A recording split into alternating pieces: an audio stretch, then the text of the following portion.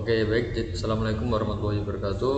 Perkenalkan, nama saya Baik Kamka Pramana dengan NIM 24_23. Jadi di sini saya akan mempresentasikan mengenai hasil kerja kami, yaitu pada bagian analisis MPLS.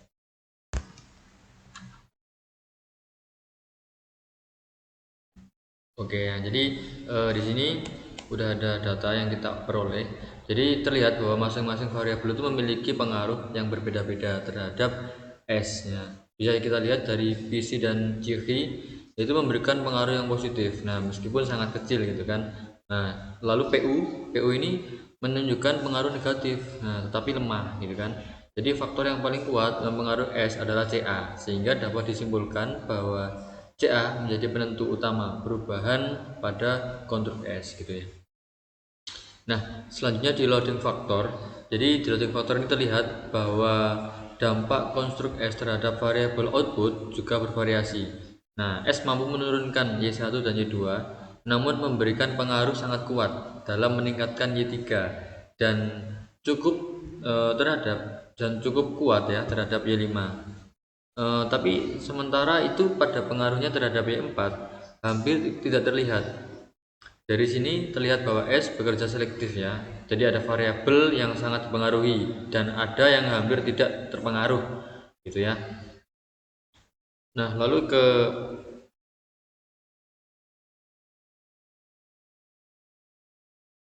ke ini ya, ke variabel yang ketiga, ke outer loadings. Nah, di sini di tahap ini kita mengevaluasi. Nah, jadi apakah indikator mampu merepresentasikan konstruksinya. Nah, jadi di sini hasilnya menunjukkan bahwa indikator yang belum memenuhi standar ada beberapa. Nah, contohnya nih eh, seperti min 0,350 dan min 0,250, bahkan ada yang sangat rendah seperti 0,0068. Nah, jadi kondisi ini menunjukkan bahwa indikator tersebut belum mampu menjelaskan konstruk dengan baik. Nah, artinya konstruk S belum memenuhi validitas convergence sehingga perlu dilakukan revisi baik dengan memperbaiki indikator maupun menghapus indikator yang bermasalah gitu. Itu perkenalkan, nama saya Muhammad Silimburan dengan NIM 24_036.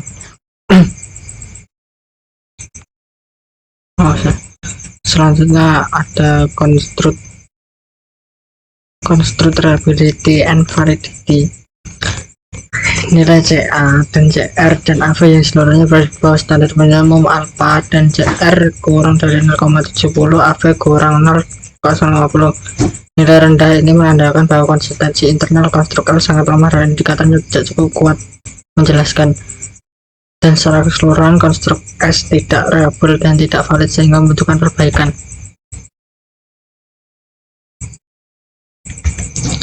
Untuk selanjutnya, cross-load discrimination validity.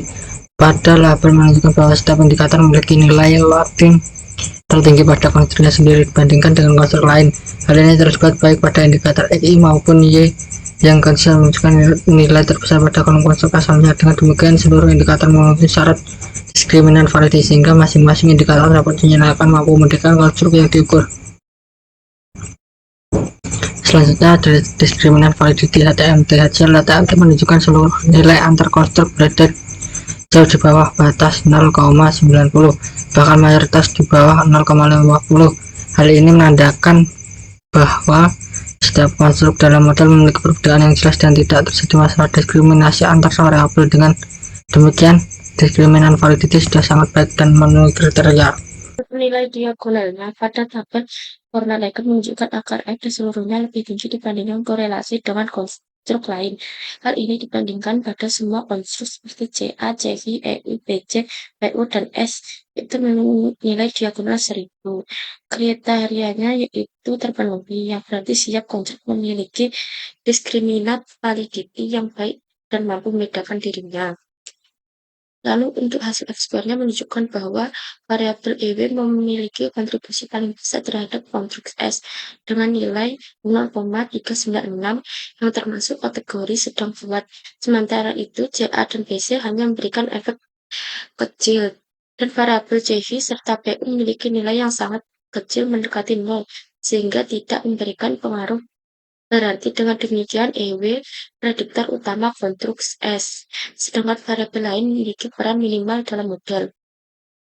Untuk nilai skor sebesar 0,260 menunjukkan bahwa model mampu menjelaskan 26% variasi pada konstruksi S, termasuk kategori lemah hingga sedang, sehingga masih ada 74% variasinya lainnya dipengaruhi faktor luar model. Angka ini ditetapkan memberikan gambaran bahwa variabel-variabel aksogen memiliki kontribusi. Assalamualaikum warahmatullahi wabarakatuh. Di sini saya akan menjelaskan mengenai analisis AHP dari kelompok 2. Sebelumnya, perkenalkan, nama saya Vira Amalia Safitri dengan NIM 24135. Oke, langsung saja pada latar belakang.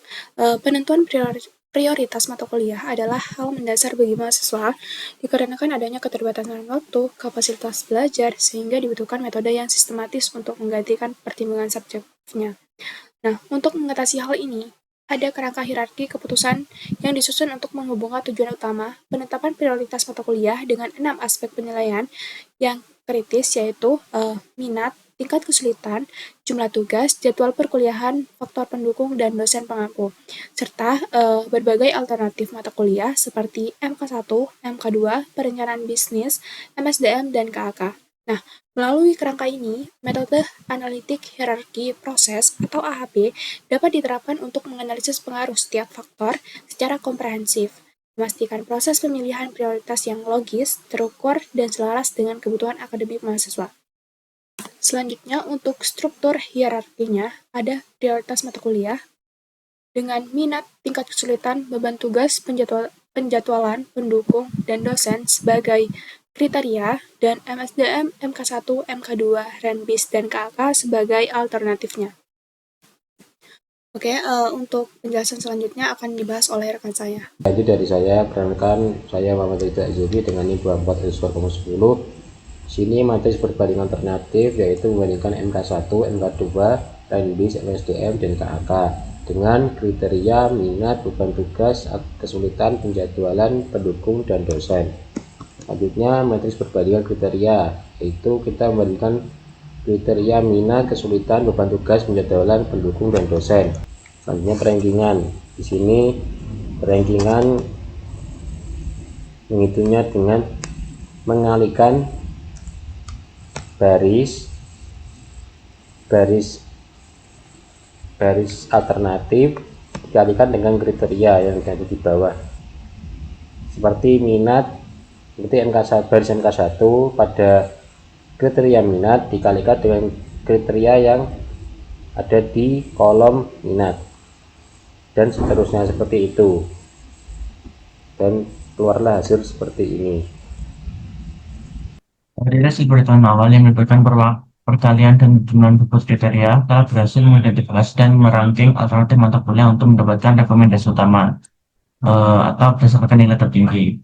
Nah, hasilnya itu dipertanyakan. Rasio konsistensi atau CR yang diperoleh sebesar 1,3 telah melampaui ambang batas toleransi yang ditetapkan, yaitu 0,10. Kondisi ini merupakan indikasi kuat bahwa penilaian perbandingan berpasangan atau pairwise comparison